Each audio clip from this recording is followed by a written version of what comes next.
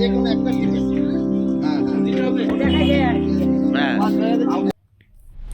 এসআইয়ের আবহে পশ্চিমবঙ্গ বিধানসভা নির্বাচন 2026 ঘিরে কালিয়াগঞ্জে শুরু হয়েছে ইভিএম ব্যবহার নিয়ে প্রদর্শনী।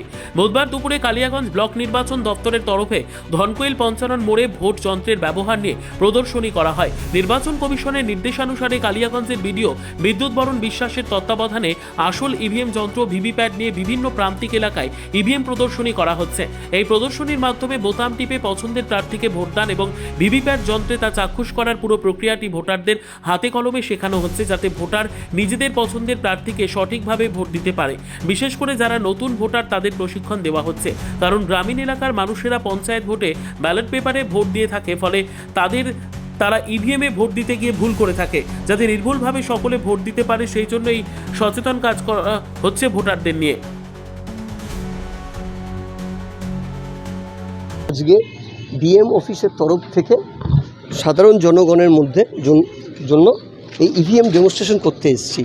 তারা আগামী বিধানসভা ভোটে যাতে সঠিকভাবে ভোটটা দিতে পারে, তাদের সেই পদ্ধতিটা, ভোটদানের পদ্ধতিটা আমরা ব্যালট বক্স, ভিভিপ্যাট, বিভিন্ন মেশিনের মাধ্যমে আমরা তাদের দেখিয়ে দিচ্ছি, যাতে তারা সঠিকভাবে ভোটটা দিতে পারে।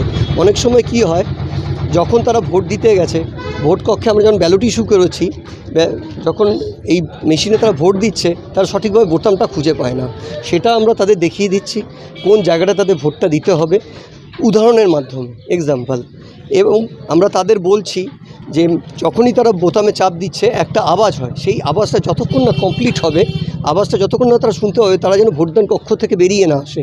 সেই আওয়াজটা কমপ্লিট না হলে তাদের ভোটটা কমপ্লিট হচ্ছে না। এবং তাদের সঙ্গে সঙ্গে আমরা বলছি মেশিনের পাশে ভিভিপ্যাট মেশিন রাখা আছে, সেই দিকে তাকাতে, যাতে তারা যে ভোটটা তারা যে দিল, সেই ভোটটা তারা দেখতে পাচ্ছে এই ভিভিপ্যাট মেশিনের মাধ্যমে, তারা সঠিকভাবে কাকে ভোট দিয়েছে। এর ফলে তারা বুঝতে পারছে তারা কাকে ভোট দিয়েছে, তারা নিশ্চিন্ত হয়ে বেরিয়ে চলে আসছে। সেটা তাদের পক্ষে তাদের একটা স্যাটিসফিকেশন, মানে নিশ্চিন্ত হচ্ছে তারা ঠিকভাবে ভোট দিয়েছে। হ্যাঁ হ্যাঁ, কেমন সাড়া পাচ্ছেন? আমরা এখানে আপাতত আজকে শুরু করলাম, এটা তো উদাহরণ। সারা বলতে তারা আসছে, তারা আমাদের কাছে জিনিসটা আমরা তাদের বুঝাচ্ছি, এটুকুই। ব্যুরো রিপোর্ট, উত্তর বাংলা সংবাদ।